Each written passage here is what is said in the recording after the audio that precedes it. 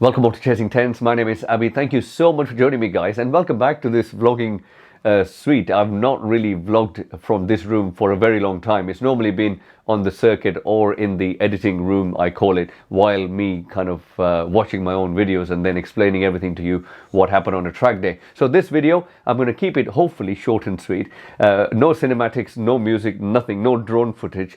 It's going to be a chat about my unfortunate crash before my first ever race of my life, 5-hour or 700-kilometer race at Donington Park National Circuit.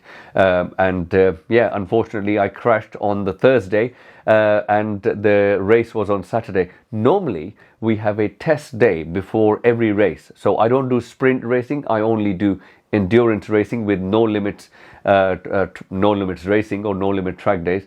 And unfortunately I crashed on a track day, so there was no test day on Friday. We had a allowed 108 decibel day on Thursday, which was a official track day, but 80% of the people on that day were mainly racers who were going to race on the weekend.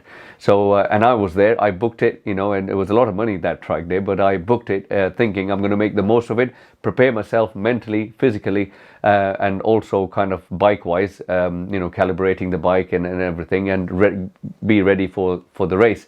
A lot of work in the background was done during the winter. I made a video earlier which I'm not going to go in detail. You can watch that video. It's a short video where I explain everything, where a gearbox refurbish was done, semi-refurbish, and exhaust cam was changed and a few other things. And then that was Bikers World, John Coughlin, massive thank you to him. And then Midland Superbike Performance also did a lot of work on the bike, just last minute things. Mainly I wanted to, my ABS was already deleted on the bike from the ECU, but I wanted direct lines from the direct from the master cylinder into the calipers. So more on that later on. And so yeah, unfortunately I crashed on the actual track day on Thursday. Now what actually happened? Now I only crashed on the second session straight away. This was the first track day of the year. Technically I hadn't raced before that. I was always meant to race from race 3 onwards with my team, and that was very clear to my team. Unfortunately I spent the first session calibrating the bike, electronics and everything, because first track day of the year we did some changes. Massive thank you to Andreas from Germany, who gave me a top tip on how I could delete one of the ABS lights, which is always on the i2M with Aprilias, and he told me how I can get rid of that, and I did get rid of it. So if you guys have got Aprilia and i2M, you want to get rid of it, let me know and I'll tell you how. So these things kind of wasted the first session with these things. Second session, I was within 1.5 seconds of my best lap time. There's an important reason for that, because a massive lesson learned. So what I'm actually going to do is, rather than me talking for such a long time, I'm going to show you the crash footage first, and then I'll talk about what actually happened. So here is the crash footage.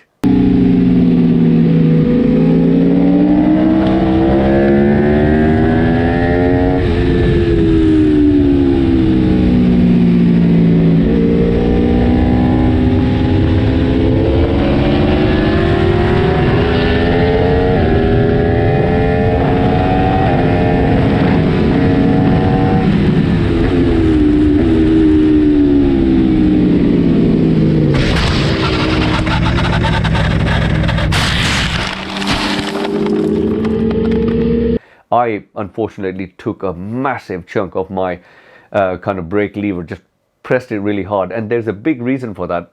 I was having problems with the brake lever being very spongy. Now it was very strange. When I was in the pit, it was very hard, and I like it really hard because I could feel more what's happening under me. And it was a bit spongy, so I thought it's probably because I've just disconnected the ABS pump. I had never had ABS anyways, pump or no pump, and I have direct lines now, so I was just bearing with it. But what I didn't know when it went spongy is what's my point of crash. Don't do it too much. I have always been used to a very hard lever, and then I can feel the kind of wheel chatter, tire chatter you can say, and I know, okay, stop now. But with this one I just took so much and my front just went. Massive shame really, because I was within 1.5 seconds of my best time. My best time at Donington GP configuration is 1 minute 42.3 on a record-breaking 39-degree day in 2019 July. SC0 qualifying tires, amazing day, brilliant day. But I was within 1.5 seconds, straight away. And I thought to myself, you know what? Wow, this is great. And the track was green because it had rained massively a night before. And the Metzeler TD was sliding quite a bit. More on that later in the Donington race video, why I didn't use the Metzeler TD in the race. So, yeah, the track was quite green. Electronics were playing a big role, helping me not slide a bit. But that had nothing to do with the crash. I just simply took a lot of in because I was just in too much of a hurry to do what I don't know. So massive lesson learned here. Don't try to run before you could walk. If you are doing well on a particular day and you've not been on the track for a very long time, that means things are going well. Keep them steady. Don't get greedy. And I think I got a bit greedy. My I2M hardly ever works. My lap timer hardly ever works. I've had GPS issues for the last 1.5 years on my I2M, but it was working. So I could see my lap time and I knew I was within 1.5 seconds and I was still giving it some. And that's where I should have just calmed down and also come back to the pits and looked into why my brake lever is spongy. We found out later on there was a 1.1 millimeter warp in the discs. I've had those discs for 3.5 years. So there was a bit of a warp, and those warps probably was pushing the pads back or what, or was there air in the system, bit of air in the system and stuff, don't know, but we did find the warp, and I bought brand new discs. So what I'm going to do now is show you the crash damage, which surprisingly wasn't that much because my bike didn't flip. But here you go. I've taken it from a mobile phone. I was very down. I was very upset with myself.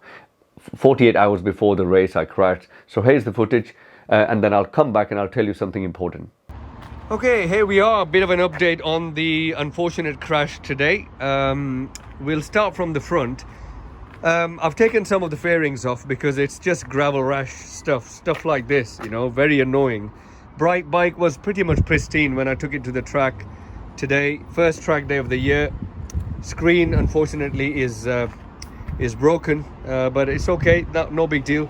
Malloty dash protection did a great job. Dash is still fantastic. Gravel rash everywhere, which is very, very frustrating, especially gravel rash gets really bad on these levers.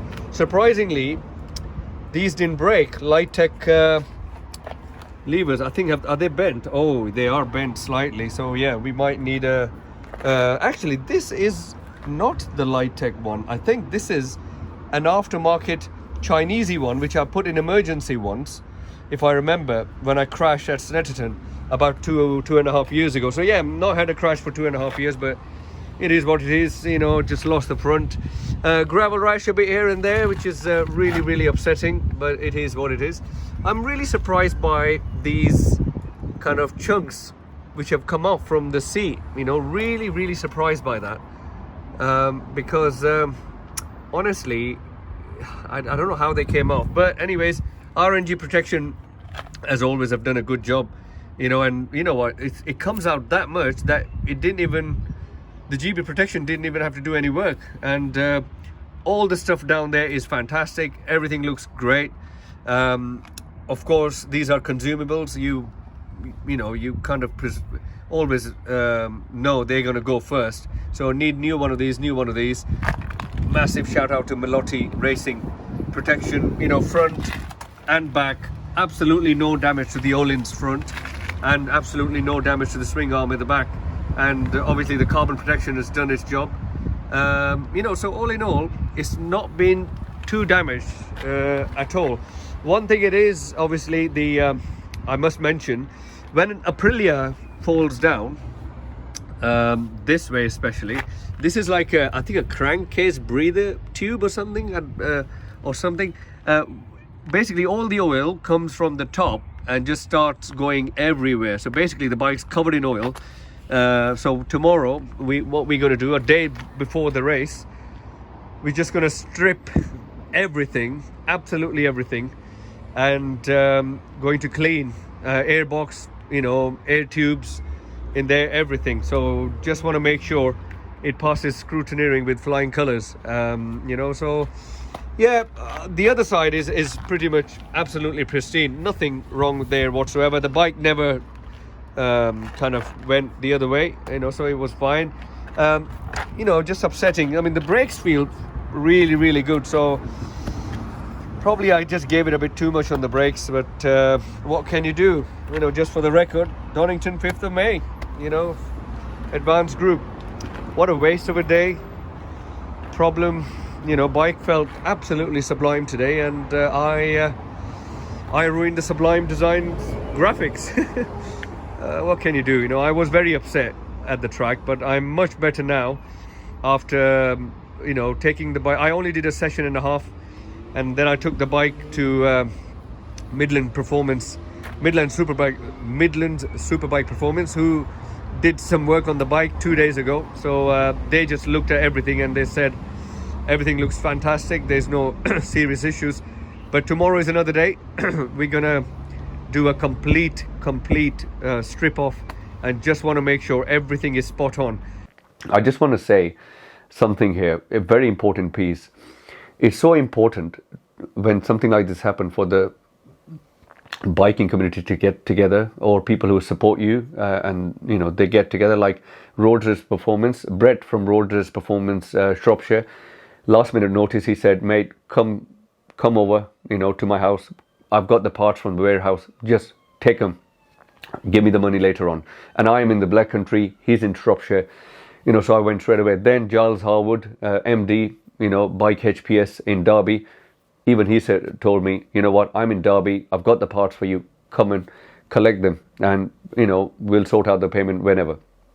And I paid for the parts. I get nothing free, so massive thank you to these people. Without them, I wouldn't be racing the very next day. And huge thank you to Mark from the Motorcycle Wizards. He's a man with a brilliant van. In that van he has everything, and he was with me till 1:30 in the morning sorting the bike out for me, and I managed to race. And the whole full race vlog will be coming soon, but I really wanted to make this video and let you guys know about this crash. Hopefully you didn't switch off in the video, hopefully I wasn't talking too much, but yeah, watch out for the race 3 video. And yeah, I'll see you guys soon. Keep liking, guys, keep subscribing. You guys are giving me a lot of love and affection in the comment section, and anything you want to ask, please throw it in the comment section. I always respond. My voice is going, so take care, look after yourself, bye.